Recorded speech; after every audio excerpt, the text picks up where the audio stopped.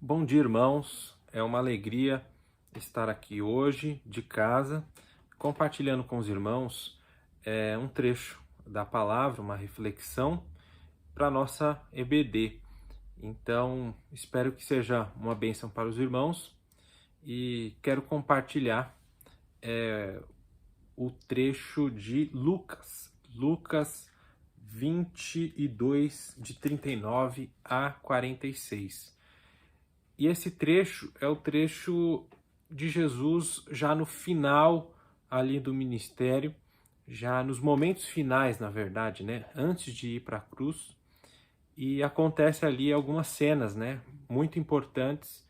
E começa Jesus no Getsemane indo orar e na sequência a traição de Judas e ainda a prisão e uma reação de Pedro, né? Tem muitas lições que a gente pode tirar desses últimos momentos de Jesus antes da crucificação, mas eu quero ler com os irmãos esse trecho inicial que é baseado nesta cena que ele vai orar com seus discípulos e ali ele passa por muita angústia, né? Então, o texto diz o seguinte no 39: Então Jesus saiu e, conforme era seu costume, foi para o Monte das Oliveiras e os seus discípulos o seguiam. Então a gente já vê esse primeiro detalhe, que Jesus sempre ia para o Monte das Oliveiras e, ao que se entende, Jesus sempre estava em oração no monte, né? É engraçado, a gente tem até um costume mais dos irmãos pentecostais, né, de oração no monte. E aí não era tanto o significado de Jesus no monte, mas era um lugar que Jesus sempre tinha ali por um lugar talvez de paz, de tranquilidade, que ele podia ali orar ao Pai e poder falar ali em oração num lugar mais privado, vamos dizer assim, né? E aí acontece que Jesus sempre levava os discípulos e mais desta vez Jesus segue com os discípulos. Acreditamos que ele estava ali com os mais íntimos, né? Pedro, Tiago, João. E neste momento Jesus dá um recado já em seguida, no 39 para o 40, ele diz: ali chegando, disse-lhes: orai para que não entreis em tentação. Então é muito interessante que Jesus já sabe que ali ele está numa situação de tentação complicada e eles serão tentados. E aí Jesus já dá um aviso. Mas aí continua: e afastou-se deles a uma curta distância e ali ajoelhando orava. E a gente pode ver esse momento de Jesus, já para a gente ter uma primeira lição, que mesmo num momento já tão difícil, que Jesus já sabia que ia ser preso, ia acontecer tudo aquilo com ele, ele falou com o Pai até o último momento, né? Ele escolheu até o lugar de ser preso, vamos dizer assim, ali no monte. Então ele usou até o último momento a conexão, né? Você pode dizer a palavra, né? Mas essa comunhão com o Pai até o último momento. Então, dali com o Pai, ele parte para sua última missão. E Jesus ali faz essa oração dizendo: Pai, se queres, afasta de mim esse cálice, todavia não seja feita a minha vontade, mas a tua. Então ali era realmente o último momento que Jesus ali consulta a vontade do Pai sobre se ali era o momento que tudo aconteceria.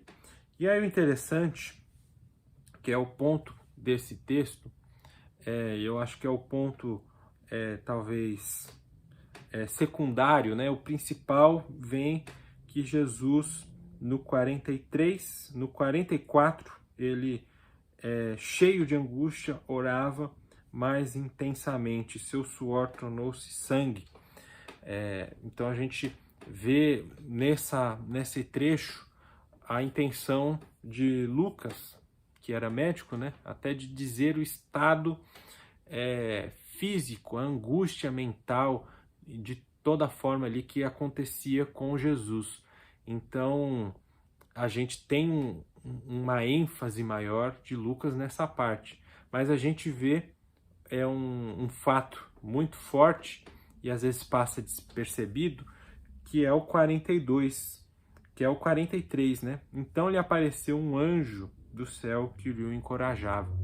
Então Jesus chega ali para a oração, ele pede para os discípulos para eles se manterem firmes, não caírem em tentação, e ali ele se ajoelha, ora, e aí aparece um anjo para encorajá-lo. Então a gente chega a uma conclusão que os discípulos foram ali para encorajar Jesus, né?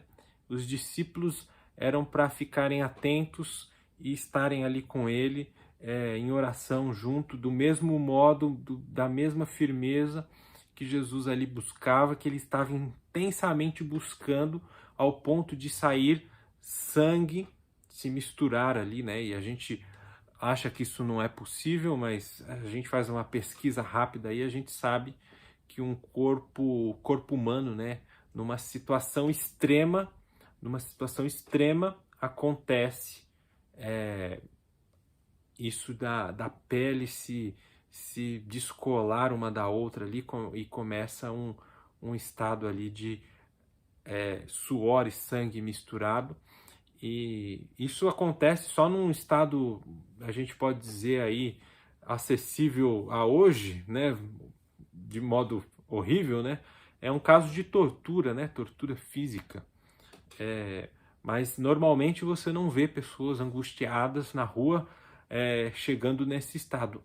É preciso um estado imensamente grande para chegar nesse ponto. E se a gente olha até o texto original, as palavras que descrevem esse sofrimento de Jesus, a gente vê que é muito mais do que uma simples angústia, né? Jesus ele estava ali mesmo em aflição.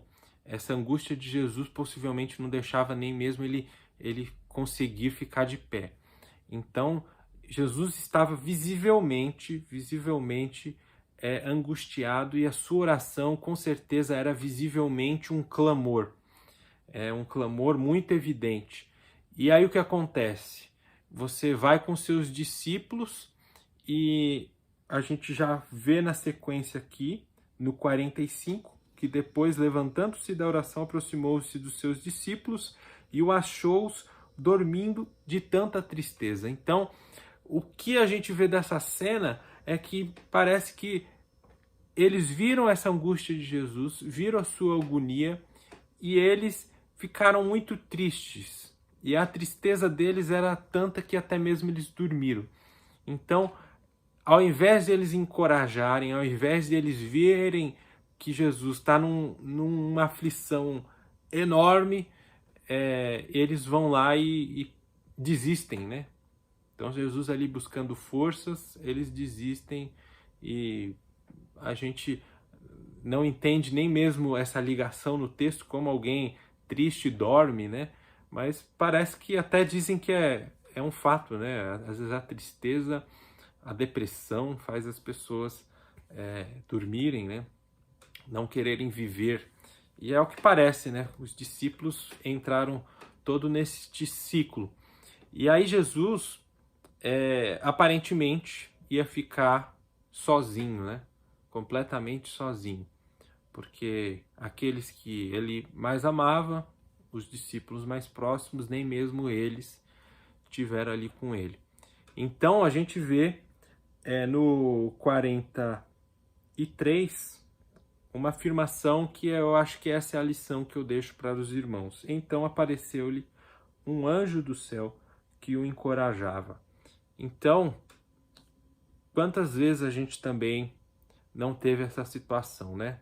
Na vida, todo mundo passa um momento que a gente se sente só. E muitas vezes acompanhado, porque existe dores e sofrimentos ou angústias da vida que a gente passa sozinho, né? Não dá para o outro entender o que às vezes passa na nossa mente, no nosso coração. Então, na vida, muitas vezes a gente vai passar por coisas sozinhos. E a certeza que a gente vê aqui que o Pai amparando Jesus é que quando os discípulos já não estavam mais com ele, já tinham caído, vamos dizer assim, em tentação, eles já não ficaram atentos, eles já se perderam perante essa tristeza visível de Jesus, ou essa angústia visível de Jesus que estava chegando no seu último momento.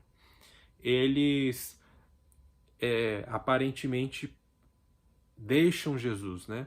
Eles, em vez de irem lá e participar da oração, ou se manterem em oração, guardando, eles simplesmente dormem no momento ali mais angustiante de Jesus. E aí o Pai, num cuidado especial, manda um anjo para encorajar Jesus.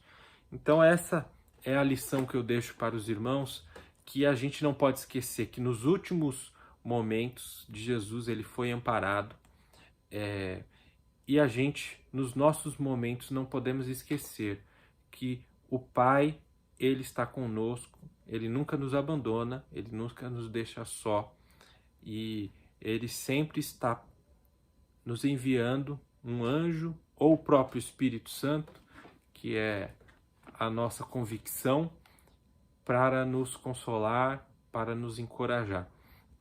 Então a gente deve pedir isso, deve pedir esse encorajamento que vem do Pai, porque muitas vezes a gente espera de um familiar, de um amigo, e muitas vezes a gente só precisa mesmo do encorajamento do Espírito Santo, o encorajamento enviado pelo Pai.